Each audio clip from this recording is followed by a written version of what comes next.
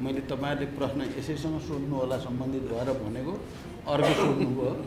अब म साथीहरुसँग कुराकानी गर्छु। एउटा चीज भने अब मैले प्रश्न भन्नुपर्छ, राजनीतिक उद्देश्यको निम्ति हत्तरपत्त प्रधानमन्त्रीको राजीनामा मागिहाल्ने, गृहमन्त्रीको राजीनामा मागिहाल्ने, अर्थमन्त्रीको राजीनामा मागिहाल्ने जो संस्कार बस्न खोजेको छ त्यो राम्रो होइन। प्रधानमन्त्री, गृहमन्त्री, अर्थमन्त्रीलाई स्पष्टीकरण राम्रोसँग दिने मौका पनि नदिनकन राजीनामा दिने भए देऊ, नत्र भने सदन चल्न दिँदैनौँ भनेर पहिल्यै घोषणा गर्ने कल्चर, यो राजनीतिक कल्चरले हामीलाई राम्रो ठाउँतिर लाँदैन। म यति भन्न चाहन्छु। मिल सम्बन्धी विषयमा त खुलेर प्रशंसा गरे। मैले बोलेर तल झल्न पाएको छैन। बधाई दिनेको ताती भयो, यही हो गर्नुपर्ने भने जस्तो भयो।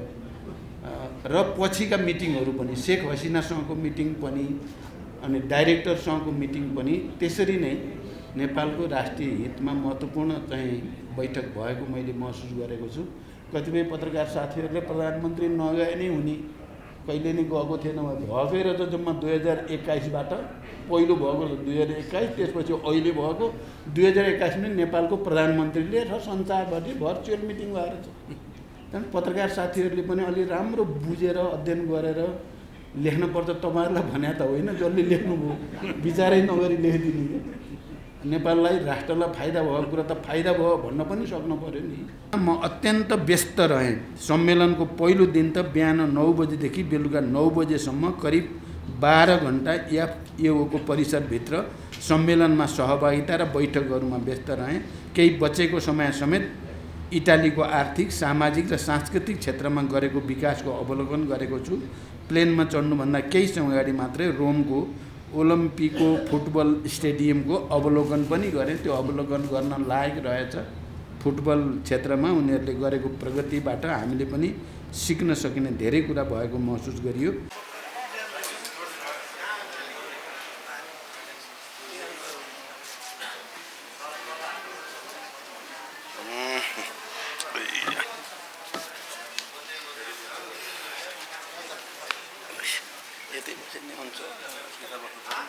यहीँ बस्ने हुन्छ, यहाँ नअट्ने दुईटाको प्रधानमन्त्री।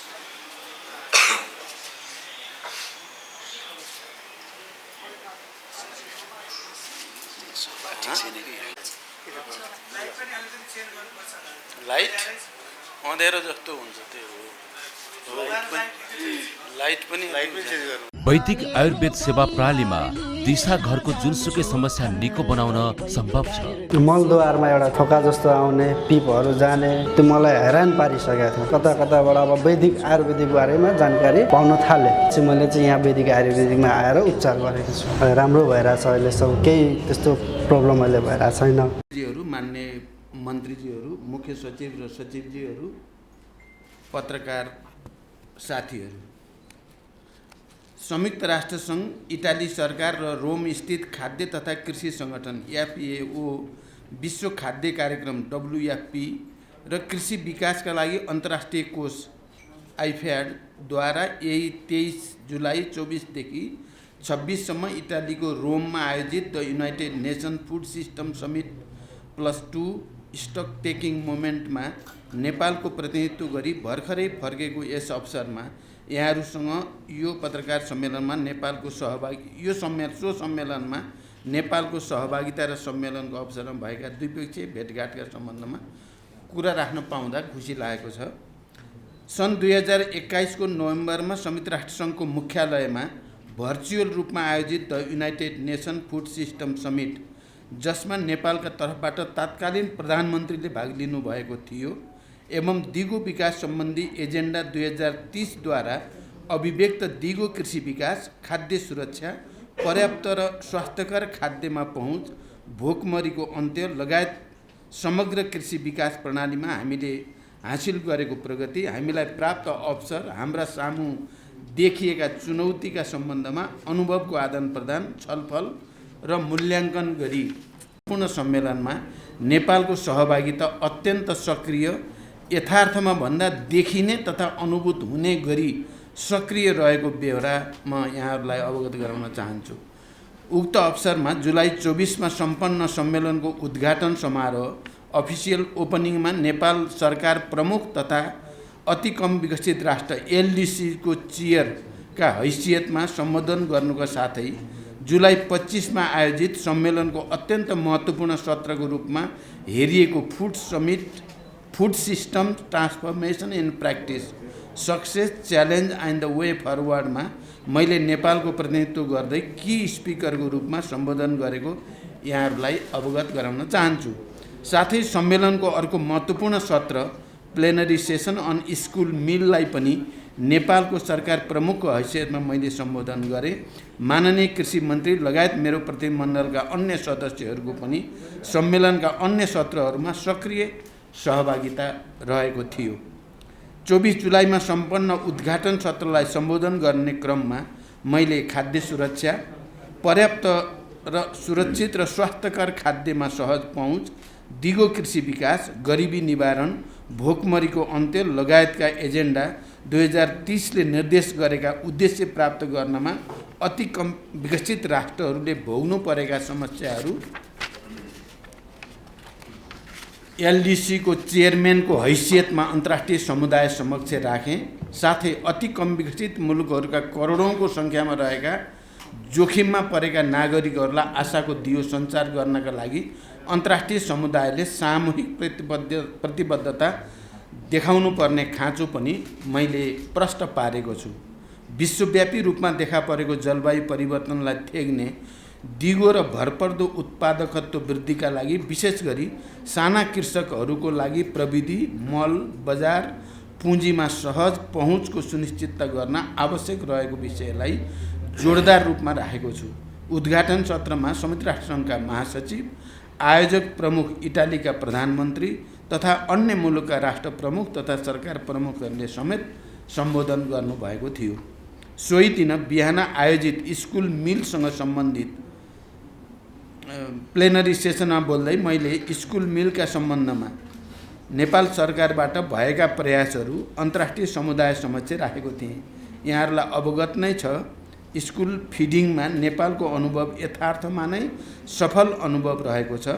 नेपाल सरकार र WFP को सहकार्यमा सञ्चालित यस कार्यक्रमबाट 33 लाखभन्दा बढी बालबालिका लाभान्वित भएका छन्। यो कार्यक्रमबाट विद्यार्थीहरूको भर्ना सङ्ख्या, हाजिरी र उनीहरूको सिकाइको स्तरमा उल्लेख्य परिवर्तन भएको छ। गत 5 वर्षमा हामीले दिवा खाजा कार्यक्रमको बजेटमा 4 गुणाले वृद्धि गरेका छौँ। यसै वर्ष पनि यो तथ्यलाई आत्मसात गर्दै शिक्षा क्षेत्रको सम्पूर्ण बजेटको 6% यस कार्यक्रमका लागि छुट्याइएको छ। यो क्षेत्रमा नेपालले लिएको अग्रसरताप्रति अन्तर्राष्ट्रिय जगतले प्रशंसा गरेको छ। साथै WFP ले यस क्षेत्रमा थप सहयोग गर्ने तत्परता पनि व्यक्त गरेको छ। यो सम्मेलनको अत्यन्त महत्त्वपूर्ण सत्रको रूपमा लिएको food system transformation in practice successes challenges and the way forward जुन दोस्रो दिनको बिहान आयोजना भएको थियो, सो प्लेनरी सेसनलाई मैले की नोट स्पिकरको रूपमा सम्बोधन गरेँ। सो क्रममा मैले यो सम्मेलनले सन् 2021 आयोजित फुड सिस्टम समिट पश्चात समग्र खाद्य प्रणाली तथा कृषि क्षेत्रको विकासमा भएका कार्यहरूको समीक्षा गर्दै अबको बाटो तय गर्न हामीलाई मार्गदर्शन गर्ने कुरा हामीले व्यक्त गर्यौँ।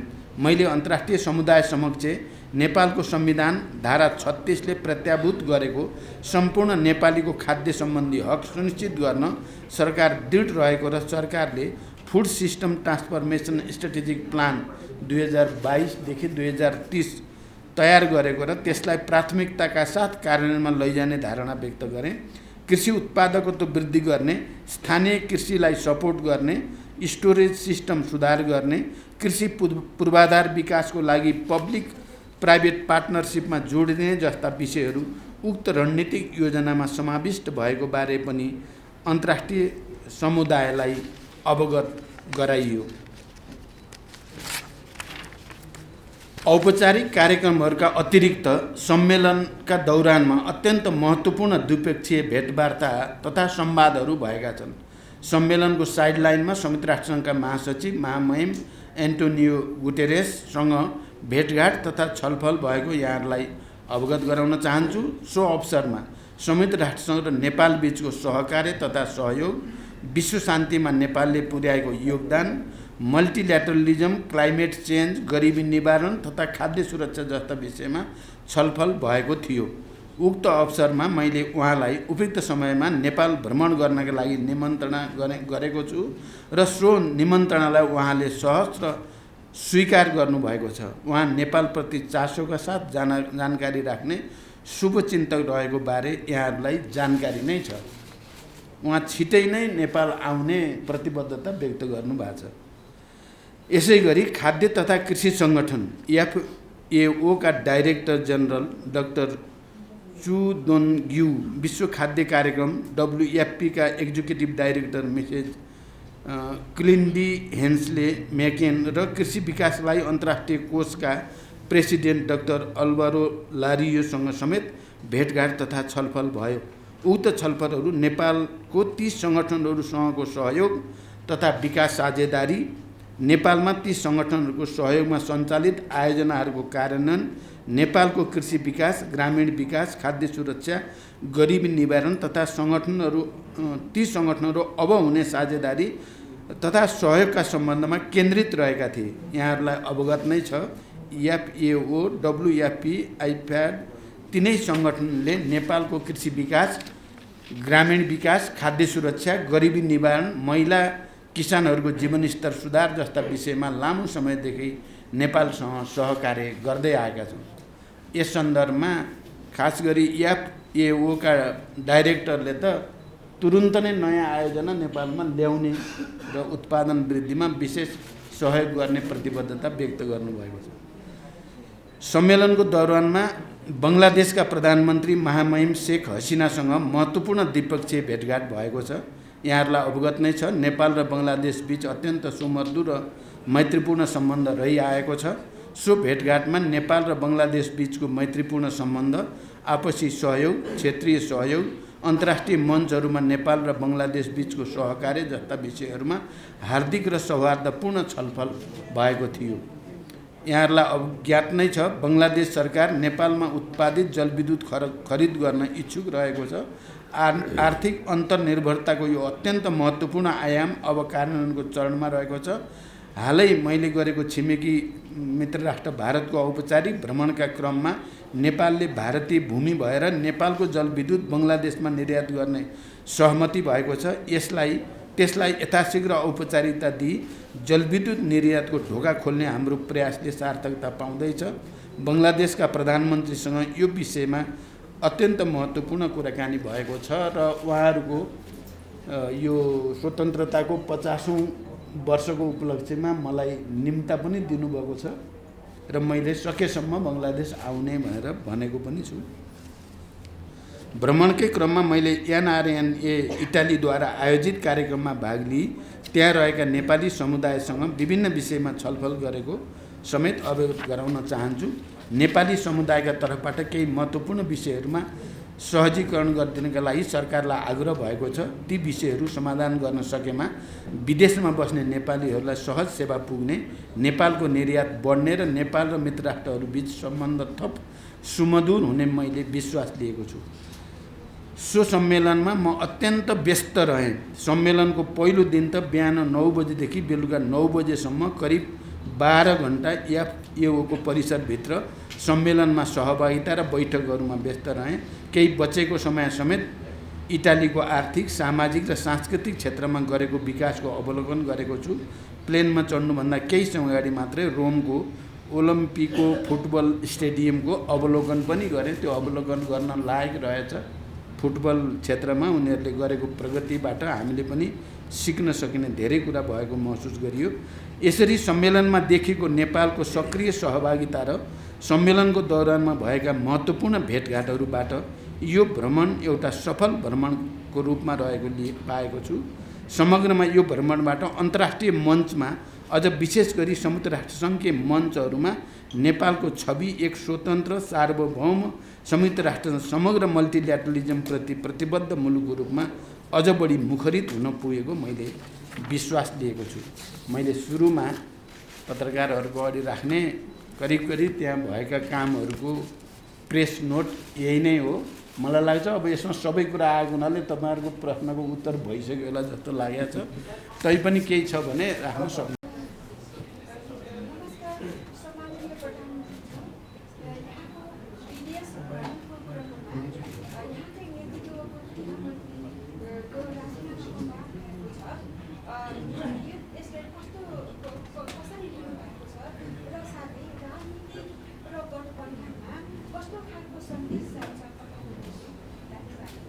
एडिसनल छ प्रधानमन्त्रीज्यू, अहिले प्रमुख प्रतिपक्ष दल एमाले अर्थमन्त्री र गृहमन्त्रीको संलग्नता बिना एयरपोर्टबाट यो लेभलको तस्करी हुन सक्दैन भनेर सदन पनि अवरुद्ध गरिरहेको छ। यसमा तपाईँको भनाइ के छ? र सँगसँगै तपाईँले कृषिका सबै फेरिस्ता सुनाइरहँदा स्वदेशमा लम्पी स्किन रोगबाट 30,000 पशुपक्षी मरिसकेका छन् र तपाईँका संयन्त्रहरू चाहिँ कति पनि यसमा जिम्मेवार भएको देखिँदैन। यो रोग नियन्त्रणका लागि कति पनि जिम्मेवार भएको देखिँदैन। बरु बजेट कटौती भएको विषयमा पनि अहिलेसम्म केही ठोस भएको छैन। आर्थिक वर्षको 15 दिन सक्ने भएको छ। प्रधानमन्त्रीले यो किसानका दुःख भुल्नु भएको हो कि यो सरकार संवेदनशीलै नभएको? त्यसको बारेमा पनि स्पष्ट जवाब दिनु होला। धन्यवाद। अरू सकियो जस्तो छ। पहिलो कुरा, म अहिले चाहिँ अब इटालीमा राष्ट्रसङ्घको खाद्यसँग सम्बन्धित कार्यक्रममा सहभागी भएर आएको हुनाले मैले तपाईँहरूले प्रश्न यसैसँग सोध्नु होला सम्बन्धित भएर भनेको, अर्को सोध्नुभयो। अब म साथीहरूसँग कुराकानी गर्छु। एउटा चिज भने अब मैले प्रश्न भन्नुपर्छ, राजनीतिक उद्देश्यको निम्ति हत्तरपत्त प्रधानमन्त्रीको राजीनामा मागिहाल्ने, गृहमन्त्रीको राजीनामा मागिहाल्ने, अर्थमन्त्रीको राजीनामा मागिहाल्ने जो संस्कार बस्न खोजेको छ त्यो राम्रो होइन। प्रधानमन्त्री, गृहमन्त्री, अर्थमन्त्रीलाई स्पष्टीकरण राम्रोसँग दिने मौका पनि नदिनकन राजीनामा दिने भए देऊ, नत्र भने सदन चल्न दिँदैन भनेर पहिल्यै घोषणा गर्ने कल्चर, यो राजनीतिक कल्चरले हामीलाई राम्रो ठाउँतिर लाँदैन। म यति भन्न चाहन्छु। अरू घटनाक्रम के भएको छ भन्ने कुरा मैले उपप्रधानमन्त्रीज्यूहरू मन्त्रीहरूसँग कुरा गरिसकेपछि मात्रै अनि भन्न सक्छु मैले।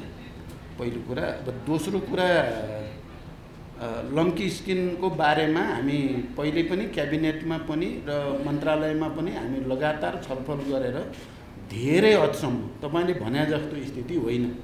यो रोग फैलियो, हामीले चाहिँ सामान्य अनुमान गरे भन्दा बढी फैलियो, त्यो साँचो कुरा हो। तर सरकारको तर्फबाट त्यसको निदानको लागि पनि त्यत्तिकै प्रयास भएको छ र हजारौँ गाईबस्तुहरू चाहिँ भ्याक्सिनबाट, उपचार प्रक्रियाबाट सन्चो पनि भएका छन्। अर्को पक्ष त्यो पनि हो। तर हामी सबै मिलेर यसलाई निदान गर्नको लागि अझै मेहनत गर्नुपर्छ भन्ने कुरा पनि साँचो हो। अब अहिले कृषि मन्त्री पनि मसँग नै हुनुहुन्थ्यो उता नै। उहाँले चाहिँ जानु अगाडि लम्की स्किनको चाहिँ रोकथामको निम्ति मैले भनेको पनि थिएँ, हामीले क्याबिनेटमा छलफल गरेका पनि थियौँ र धेरै मेहनत गरिएको छ। यो कुरा पनि पत्रकार साथीहरूले बुझिदिन पर्यो। दोस्रो तेस्रो अब त्यसकारण अरू कुरा त अब तपाईँहरूलाई थाहा छँदैछ।